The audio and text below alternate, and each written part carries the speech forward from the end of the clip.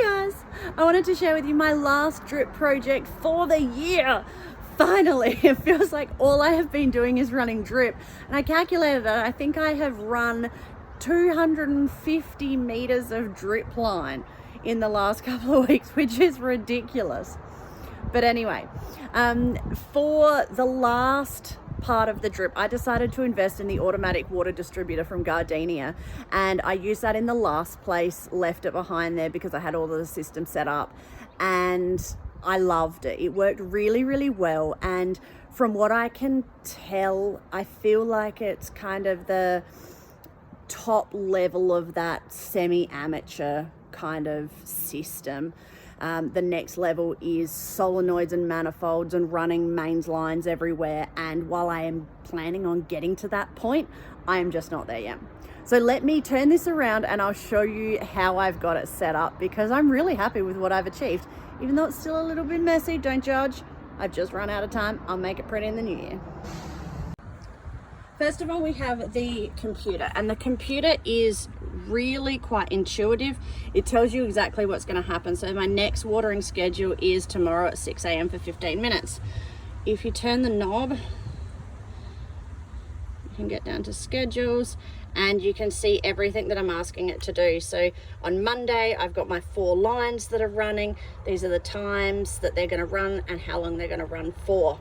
So for 15 minutes, I have the pots out the front of the lounge near the shade garden. 40 minutes is the flower garden, which is direct planted into the soil. For 15 minutes, I have my fruit tree pots, and then for 4 minutes, I have the strawberries. They're going to run every single day for that time. The computer then runs with a line quite messily under all of this to the automatic water distributor. And the distributor, you can see, has its 6 outlets, 4 of which I'm using, 2 I've capped. And the key is that in this section here, you have to turn off, that is off, the lines that you're not using, otherwise it messes up the system. I'll show you where it goes to. The first line runs out messily along the grass, so it can't stay there, to the pots near the shade garden and the lounge room. I don't think that I'm going to keep these permanently on this drip because I don't like the poly running just along the walkway, but they'll keep happy and watered while I'm away. Check out just how pretty this clematis is though. I've got 2 different varieties in here and it is just blooming its head off. The next 3 lines all run in the same direction, but you might notice that one of them is a 13 mil poly and the other 2 are larger. They're both 19 mil polys. And I've done that because I'm actually asking those 2 lines to deliver more water for a longer distance and to more emitters. Drip line can only sort of pass the water so far without it running out of pressure. So I figured that if I ran it on 19 mil, it would go further. Now those lines all go up to here, but the first line also tees off into this section here, which is my temporary pots. I have a tap on here so that when I'm not using this, I can just turn the tap off, and each of these pots has an emitter on the underside of the poly. And it's important to put it on the underside of the poly, because if you put it on the top side, then as the water comes up, it will run down the side of the poly, and if your poly is on an angle, it will just run down the side and most likely fall down in the ground and not on your pot. These are all connected in a nice loop because we want that really good water pressure. Colors are looking beautiful. So pretty. The 13 mil poly from the automatic water distributor comes straight up here and into the strawberries, and I've run that kind of along the back side of the strawberries, stapling it down all the way along so that it gets to every strawberry pot.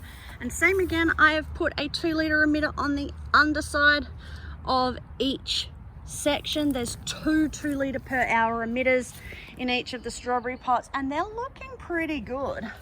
Smells delicious out here like strawberries, which I'm super happy about. For the fruit trees, we've got a 19 mil poly coming up here, connecting off, and then I have 4 long lines of 13 mil poly, again all in a loop.